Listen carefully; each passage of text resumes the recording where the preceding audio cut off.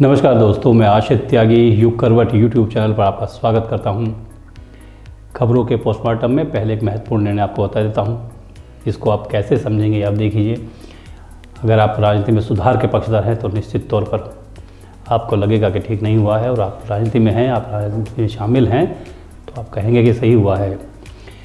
नेताओं के एक से ज़्यादा सीट पर चुनाव लड़ने के खिलाफ एक याचिका सुप्रीम कोर्ट में लगाई गई थी, जिसे सुप्रीम कोर्ट ने ठुकरा दिया है।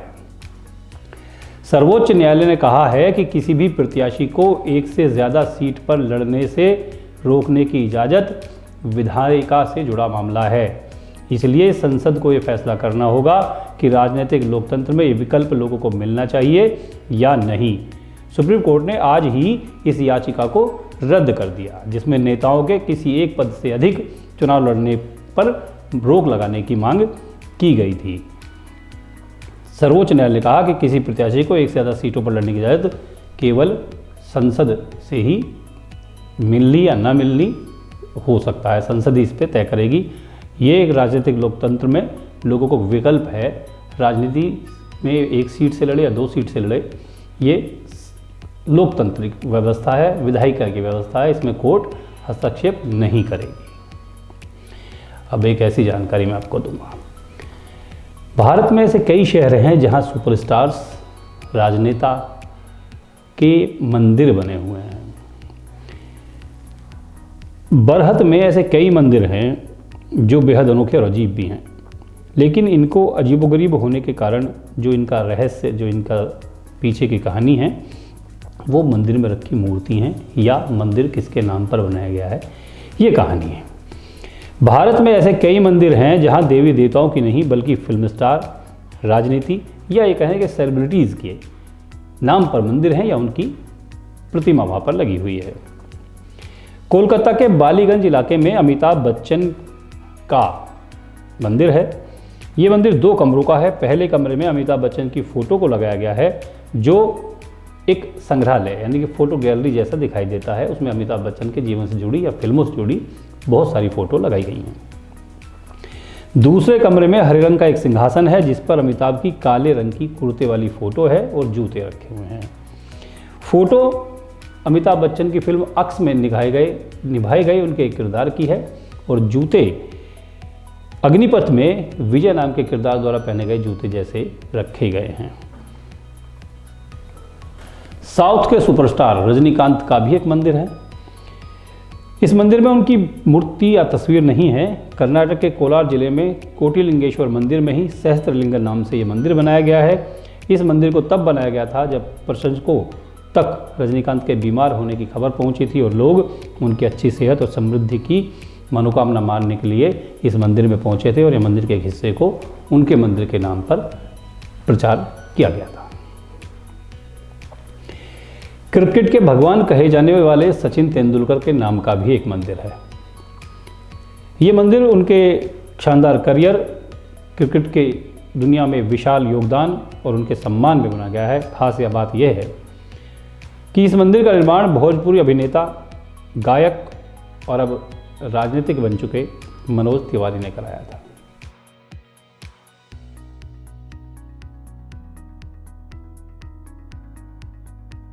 प्रधानमंत्री नरेंद्र मोदी भी मंदिर वाली इस लिस्ट में शामिल हैं। उनका मंदिर राजकोट के पास कुठारिया गांव में बनाया गया है। मंदिर भाजपा के स्थानीय नेताओं और उनके प्रशंसकों ने मिलकर बनवाया था। इस मंदिर को राजकोट विधानसभा चुनाव में पहली बार उम्मीदवार के रूप में शुरू होने वाली प्रधानमंत्री नरेंद्र मोदी की तत्कालीन सफल यात्रा के तौर पर बनवाया गया था।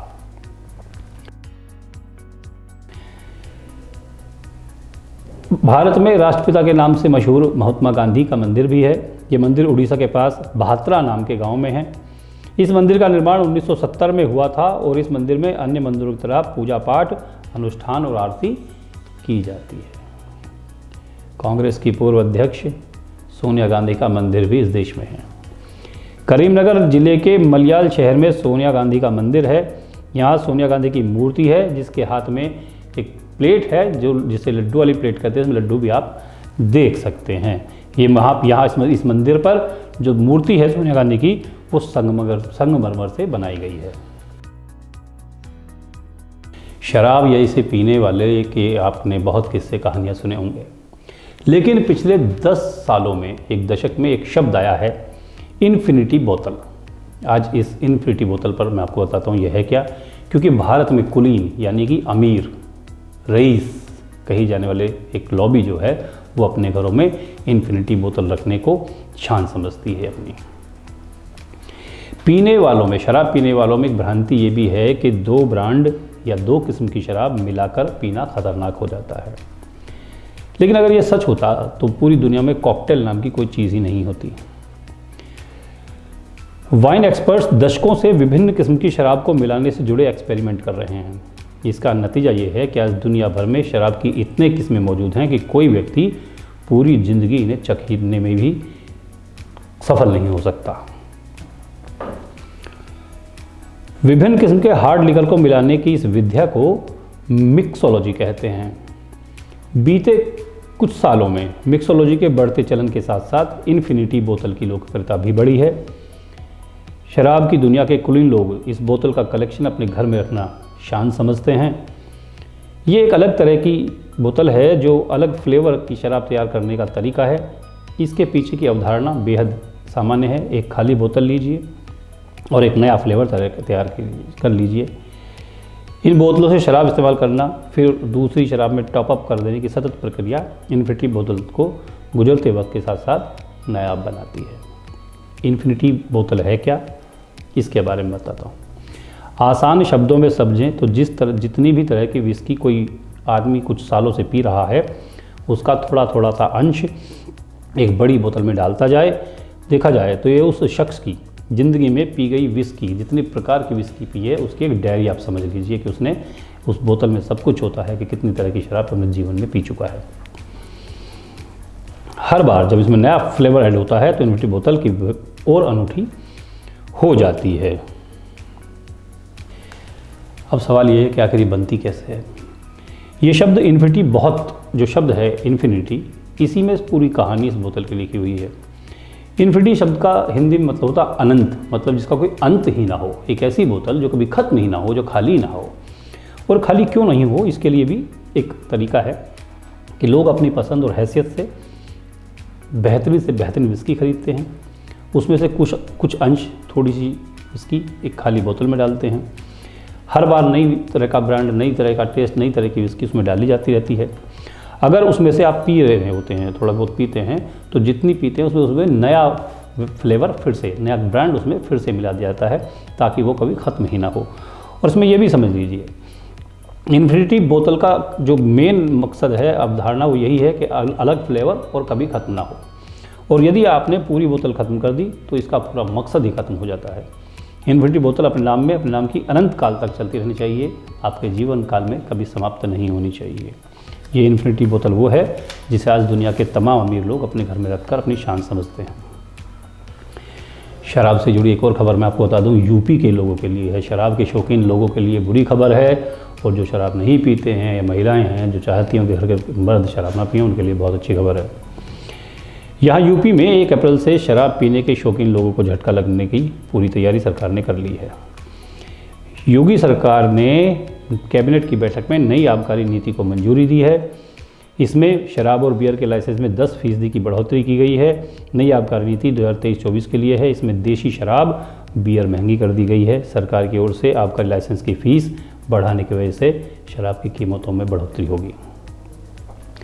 योगी सरकार ने अगले वित्तीय वर्ष में शराब और मदिरा के जरिए 45,000 करोड़ रुपए का राजस्व जुटाने का लक्ष्य रखा है। इसीलिए बियर, बार, विदेशी शराब दुकान, ठेकों के लाइसेंस की फ़ीस बढ़ा दी गई है। देशी विदेशी शराब, बियर, भांग की दुकान, मॉडल शॉप के लाइसेंस की नवीनीकरण नीति को मंजूरी दे दी गई है।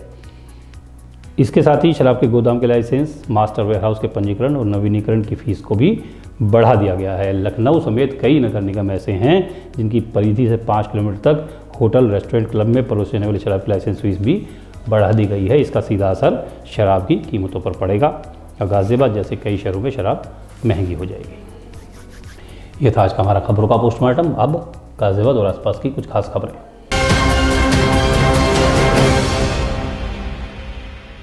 जिले के प्रभारी मंत्री असीम अरुण आज गाज़ियाबाद पहुंचे। यहाँ सबसे पहले उन्होंने पार्टी कार्यालय पर बैठक ली। बैठक में स्थानीय जनप्रतिनिधि और पार्टी के पदाधिकारियों ने भाग लिया। इसके बाद वे भगीरथ पब्लिक स्कूल पहुंचे, जहां उन्होंने दिव्यांग बच्चों द्वारा बनाए गए हैंडीक्राफ्ट और किट का निरीक्षण किया। गाजियाबाद के प्रभारी मंत्री असीम अरुण का जिले में पहला दौरा था। सबसे पहले उन्होंने नेहरू नगर स्थित भारतीय जनता पार्टी के क्षेत्रीय कार्यालय पर जनप्रतिनिधियों और कार्यकर्ताओं से संवाद किया। इस दौरान युग करवट से हुई विशेष बातचीत में प्रभारी मंत्री ने कहा कि कुर्सी पर कौन बैठा है इससे फर्क नहीं पड़ता, उसने क्या काम किया है इससे ज़्यादा फर्क पड़ता है। स्थायी हो या अस्थायी, सबका उद्देश्य जनता की सेवा करना होना चाहिए। कुर्सी पर चाहे जो भी बैठा हो, सबको काम करना है। उन्होंने कहा कि जिस जनता की सेवा के लिए हमें बिठाया गया है उसके लिए हम कितना कर पाते हैं, ये हमारे लिए ज़्यादा महत्वपूर्ण है। कानून व्यवस्था को लेकर विपक्ष पर निशाना साधते हुए उन्होंने कहा कि इस प्रदेश सरकार को कुछ कहने की जरूरत नहीं है। गाजियाबाद और प्रदेश की जनता का रिपोर्ट कार्ड ये बताने के लिए काफ़ी है। हमेशा जोर देता हूँ कि कौन किस कुर्सी पर बैठा ये फर्क नहीं पड़ता, क्या काम किया है जी। तो प्रोटोकॉल के चक्कर में नहीं पड़ना है। जैसे मैंने अभी अनुरोध किया सायरन वायरन ना बजाएं, बिल्कुल जी। मैं अभी आ रहा हूँ, देख रहा हूँ तो आधा किलोमीटर लाइन लगी है ट्रैफिक की, तो बहुत गालियाँ पड़ी होंगी मुझको, हम सबको। मतलब यह है कि आप प्रोटोकॉल से हटके नहीं, प्रोटोकॉल कहीं कहीं लिखा ही नहीं है ऐसा कोई प्रोटोकॉल ना।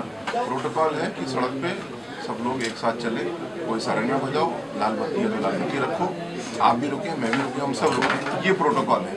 उस प्रोटोकॉल को तोड़ना प्रोटोकॉल नहीं है। तो यही मैंने अभी। प्रभारी मंत्री ने कहा कि 6 साल में प्रदेश में भाजपा सरकार ने बहुत काम किया है। उन्होंने सवाल किया कि क्या पहले बहन बेटियां रात में घर से बाहर निकल पाती थी, लेकिन आज माहौल बदला है, अपराध कम हुआ है, हम इसके लिए आंकड़े दे सकते हैं। आज से 6 साल पहले रात में महिलाएं घर से नहीं निकल पाती थी, लेकिन अब महिलाएं भयमुक्त वातावरण में कहीं भी घूम सकती हैं।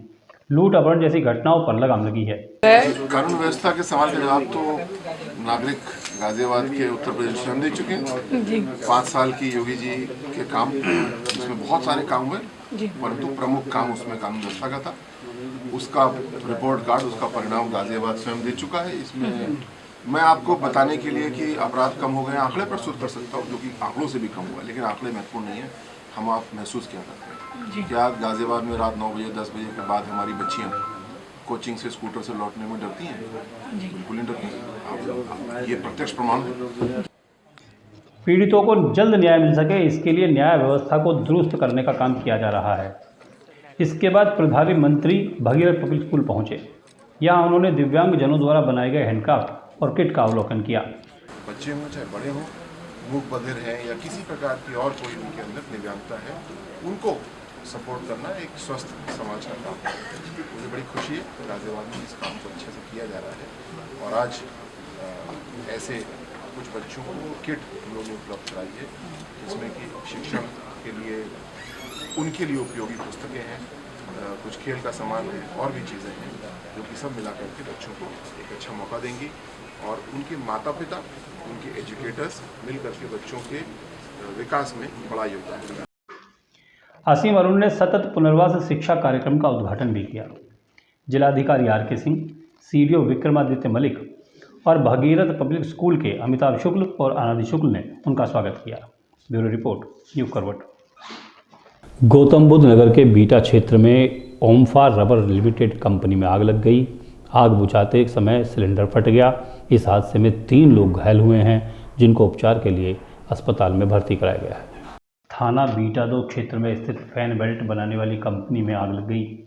आग बुझाते समय फायर एक्सटिंग्विशर का सिलेंडर फट गया, जिससे 3 लोग घायल हो गए। उन्हें उपचार के लिए अस्पताल में भर्ती कराया गया है। अपर पुलिस उपायुक्त तृतीय जोन दिनेश कुमार सिंह ने बताया कि बीटा 2 क्षेत्र के साइट 4 में ओमकार रबर लिमिटेड नाम की कंपनी है, जो फैन बेल्ट बनाने का काम करती है। मशीन में घर्षण के बाद आज सुबह वहां आग लग गई। आग बुझाने के दौरान फायर एक्सटिंग्विशर का सिलेंडर फट गया। थाना बीटा 2 के एचर चौकी के अंतर्गत साइट 4 में OMFA रबर लिमिटेड फैक्ट्री स्थित है। वहां आज सवेरे 9:30 बजे वी बेल्ट फैन बेल्ट बनाने वाली मशीन में घर्षण से चिंगारी निकल करके आग लग गई। आग बुझाने के समय फायर फोम सिलेंडर का प्रेशर निकालते समय बस्ट कर गया, जिससे फैक्ट्री में काम करने वाले 3 लोग घायल हो गए हैं, जिनका नाम जितेंद्र पांडे, गंगाराम और इंद्रजीत है। उन्हें उपचार के लिए कैलाश हॉस्पिटल में भर्ती करा दिया गया है। कोई जनहानि नहीं है, उपचार चल रहा है और अन्य विधिक कार्रवाई अमल में लाई जा रही है। उन्होंने बताया कि इस घटना में जितेंद्र पांडे, इंद्रजीत समेत 3 लोग घायल हो गए हैं। घायलों को उपचार के लिए अस्पताल में भर्ती कराया गया है। ब्यूरो रिपोर्ट, युग करवट। भारत की अंडर-19 महिला क्रिकेट टीम ने हाल ही में विश्व कप जीता है। इस टीम का हिस्सा गाजियाबाद की लड़की शिखा सहलोत भी थी। शिखा आज अपने गृह जनपद गाजियाबाद पहुंची। राजनगर एक्सटेंशन में उनका भव्य स्वागत किया गया।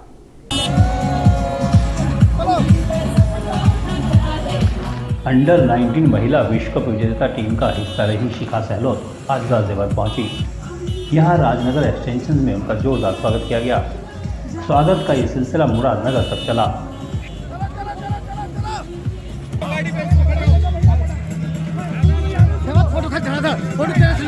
शिखा सहलोत ने दुहाई स्थित एसएसटी क्रिकेट एकेडमी से प्रशिक्षण प्राप्त किया है। उनके गांव में स्वागत की तैयारी कई दिन से चल रही थी। एसएसटी क्रिकेट एकेडमी के संचालक केडी त्यागी के निर्देशन में स्वागत कार्यक्रम आयोजित किए गए। ब्यूरो रिपोर्ट, युग करवट। गौतम बुद्ध नगर में पॉलिसी रिन्यूअल कराने के नाम पर एक गैंग ठगी कर रहा था। शिकायत मिलने पर पुलिस ने पूरी तरह जाल बिछाया। गैंग के 3 सदस्यों को गिरफ्तार कर लिया है। इनके कब्जे से कंप्यूटर, मोबाइल फ़ोन जैसी डिवाइस और चेकबुक बरामद की गई है। थाना 63 पर 3 अभियुक्त इमरान, जितेंद्र और रोहित ये गिरफ्तार किए गए हैं। इन्होंने अपनी ऑफिस खोल रखी थी और फर्जी आईडी का सिम लेकर के इस पर ये लोग इंश्योरेंस पॉलिसी रिन्यूअल कराने के नाम पे भोले भाले लोगों को ठग रहे थे। इनके पास से लैपटॉप, कंप्यूटर, 15 के करीब मोबाइल, चेकबुक, डायरी इत्यादि बरामद हुआ है। इनके विरुद्ध अभियोग पंजीकृत किया गया है। इनको माननीय न्यायालय के समक्ष प्रस्तुत किया। भारतीय किसान यूनियन असली नाम से एक संगठन ने आज गाजियाबाद में हापुड़ रोड पर प्रदर्शन किया। ये प्रदर्शन सीबीआई कट के पास हुआ था। इन लोगों का आरोप है कि सरकार ने किसानों के साथ वादा खिलाफी की है। उनको फ्री बिजली 12 के लिए देने की बात कही गई थी, लेकिन अब 12 पर बिजली के मीटर लगाने का काम शुरू किया जा रहा है। किसानों ने सड़क पर जाम लगाने का प्रयास किया, लेकिन पुलिस ने उसे असफल कर दिया।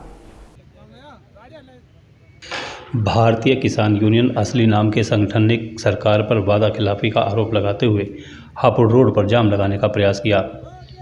पुलिस के हस्तक्षेप के चलते किसान जाम करने में कामयाब नहीं हो सके।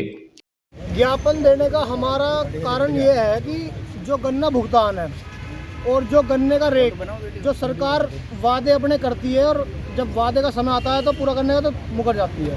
3 महीने हो गए गन्ना डलते हुए। किसान को यही नहीं पता कि गन्ने का रेट हमें क्या मिलेगा, जबकि हर दुकान पे हर चीज़ का रेट लिखा हुआ है। आप इस रेट की ये चीज़ है। गन्ना किसान सबसे ज़्यादा घेरता है, किसान को अन्नदाता माना गया और किसान का ही रेट तय नहीं है कि आपको गन्ने का क्या मिलेगा रेट। 3 महीने हो गए डालते ना पेमेंट आ रही और ना पेमेंट आती है ना ही गन्ने का रेट तय होता है, तो कैसे काम चलेगा? किसान अपने बालक कैसे पालेगा? किसानों ने प्रदर्शन करते हुए कहा कि सरकार ने उनसे अपने चुनावी घोषणा पत्र में ट्यूबवेल की बिजली मुफ्त देने का वादा किया था, जिसे सरकार भूल गई। अब ट्यूबवेल पर इलेक्ट्रिक मीटर लगाए जाने की तैयारी चल रही है। ये किसानों के साथ धोखा है, इसे बर्दाश्त नहीं किया जाएगा। उन्होंने कहा कि किसान आज खुद को ठगा सा महसूस कर रहा है। हमारा पशु खा रहे हैं गेहूँ, तो किसान के तो हाथ में कटोरा वैसे दे रखा है और सरकार ऐसी कर रही कि जब वोट का चक्कर आता है तो घर घर जाके घंटी बजावे। और आज परेशानी में किसान है तो कोई उसके पास नहीं जाकर झाँकता। किसान का दर्द कोई महसूस नहीं करता कि क्या परेशानी है। किसानों ने प्रदर्शन के बाद एक ज्ञापन भी जिला प्रशासन को सौंपा। ज्ञापन में किसानों को निःशुल्क बिजली देने, ट्यूबवेल पर मीटर नहीं लगाए जाने, गन्ने के बकाया का भुगतान, गन्ने से बने उत्पाद के मुनाफे में गन्ना किसानों की हिस्सेदारी और गन्ने का मूल्य 450 रुपये प्रति क्विंटल करने की मांग की है। ब्यूरो रिपोर्ट, युग करवट। विजयनगर थाना क्षेत्र में एक युवक ने फेसबुक लाइव शुरू किया और उसके बाद फंदा लगाकर आत्महत्या करने का प्रयास शुरू कर दिया। गाजियाबाद पुलिस ने बड़ी तत्परता से युवक को बचाया और फिर थाने में उसकी काउंसलिंग भी कराई।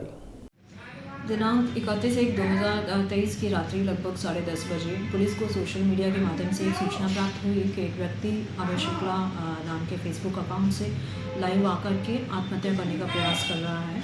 पुलिस द्वारा तत्परता से मामले को संज्ञान में लेते हुए इस फेसबुक आईडी की डिटेल ज्ञात की गई। मोबाइल नंबर की जानकारी प्राप्त करने पर इसका लोकेशन प्रताप विहार थाना विजयनगर का होना पाया गया।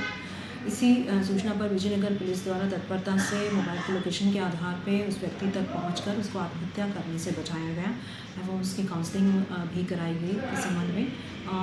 व्यक्ति से बात करने पे उसने बताया कि बेसिकली कन्नौज का रहने वाला है और अभी हाल फिलहाल वो यहाँ किराए के मकान में प्रताप विहार में रहता है। उसने हाल ही में एक मोबाइल का कारोबार शुरू किया था जिसमें उसको काफ़ी घाटा हो गया और इसी घाटे से ग्रसित होकर के वो ये स्टेप लेने जा रहा था।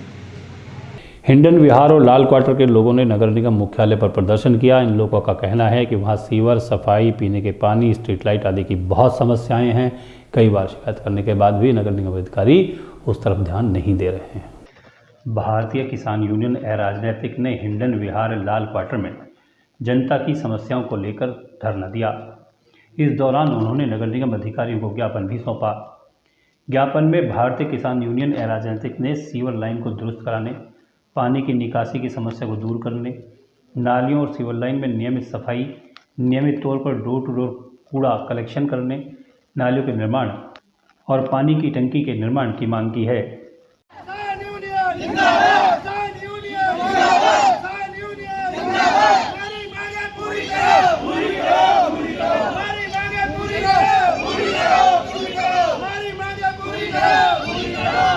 तो आज के लिए बस इतना ही। गाज़ियाबाद और आसपास की खबरों को देखने के लिए देखिए युग करवट यूट्यूब चैनल और विस्तृत से खबरों को पढ़ने के लिए, जानकारी लेने के लिए पढ़ते रहिए युग करवट समाचार पत्र। आज का खबरों का पोस्टमार्टम कैसा लगा कमेंट करके ज़रूर बताइएगा। आपके कमेंट बहुत महत्वपूर्ण होते हैं। वीडियो पूरी देखें। हम एक मील का पत्थर साबित करने वाले हैं यूट्यूब चैनल पर। उसके लिए आपका वीडियो को पूरा देखना बहुत ज़रूरी है। ये हमारी सहायता करता है। वीडियो को शेयर ज़रूर करें और लाइक ज़रूर करें। आपका बहुत बहुत धन्यवाद। नमस्कार।